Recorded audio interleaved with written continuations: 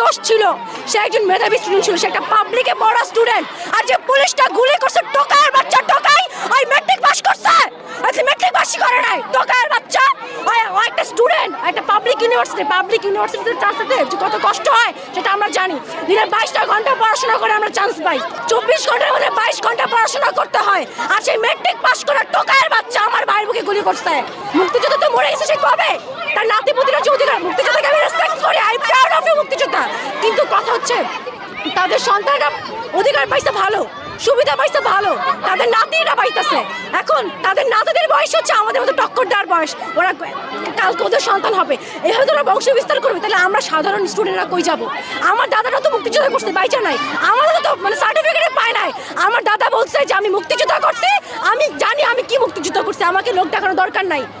সেই আমলে সার্টিফিকেট যারা করে নাই মুক্তিযোদ্ধা, ওরাও যায় লাইন ধরা যায় সার্টিফিকেট নিচ্ছে। আমার দাদা ছিল পিওর মুক্তিযোদ্ধা, উনি সার্টিফিকেট নেয় নাই। আমার নানার মুক্তিযোদ্ধার কোঠা আছে, বাট আমি নিজে কখনো চাই নাই।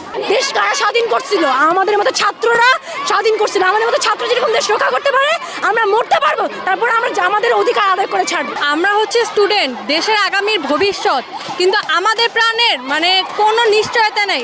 আমি বাসা থেকে বের হওয়ার আগে আমার বাবা মার কপালে মানে চুমু খেয়ে আসছি যে যদি আর না দেখে। কেন? কারণ আমার জীবনের কোনো এখানে নিশ্চয়তা নাই। আমি বের হয়েছি, আমি এখনো শিওর না আমি ঠিকভাবে বাসা যেতে পারবো কিনা। এটা কেন? আমরা কি এই দেশ স্বাধীন করছি? এটা তো আমাদের স্বাধীন দেশ হইতে পারে না। 52 সাল বলেন, 69 বলেন, 71 বলেন, আমাদের ভাইরা রক্ত দিছে, এখনো দিতেছে। তাই স্বাধীন দেশের মানুষ কেন রক্ত দিবে? এটা তো কোনো ডিসিশন হইতে পারে না। তাই বলতেছি কোটা আন্দোলনের সংস্কার চাই, কোটা সংস্কার চাই। আন্দোলনে যারা আছে তাদের সেফটি চাই। আজকে সকালবেলাও প্রাইভেট ইউনিভার্সিটির ছেলেমেয়েদেরকেও রাখে নাই, তাদের সবাইকে মারছে।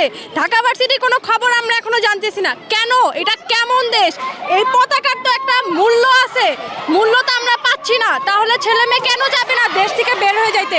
সবাই চাই বাইরে চলে যাইতে। কেন? কারণ এই দেশে কোনো সেফটি নাই। আমরা এখানে সাধারণ স্টুডেন্ট, আমাদের বড় ভাইয়ারা সামান্য একটা আন্দোলন নিয়ে, কোঠা আন্দোলন, আমাদের নিজেদের অধিকার আদায়ের আন্দোলন, এর জন্য আমরা রাজপথে রক্ত দিয়েছি।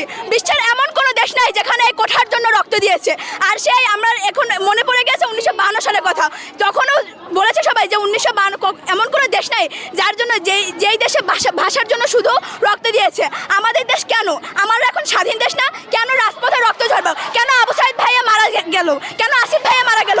বিচার চাই। মাননীয় প্রধানমন্ত্রী সহ যারা যারা এই আমাদের বিপক্ষে কথা বলতেছেন বা আমাদের আন্দোলনকে সমর্থন করছেন না, তাদের কাছে আমার শুধু একটা ছোট্ট একটা কোশ্চেন, যদি বঙ্গবন্ধু শেখ মুজিবুর রহমান, আমরা সবাই তার আদর্শে বড় হচ্ছি, তার চেতনায় বড় হচ্ছি, আপনাদের কাছে একটা কোশ্চেন, যদি বঙ্গবন্ধু এইক্ষণ থাকতো তাহলে কি তারা আমাদের পাশে থাকতো নাকি আপনাদের মতো ব্যবহার করতো? আমার শুধু এই একটা কোশ্চেন, দয়া করে এই একটা কোশ্চেনের উত্তর দিবেন জনসম্মুখে এসে। এখনকার অবস্থা এরকম যে যারা মেধাবী তারা সকলে দেশের বাইরে গিয়ে বাইরের দেশে ডেভেলপমেন্ট করতেছে।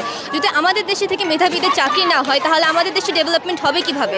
সবাই দেশ ছেড়ে বাইরের দেশে ডেভেলপমেন্ট করছে, কারণ আমাদের দেশে চাকরির অভাব।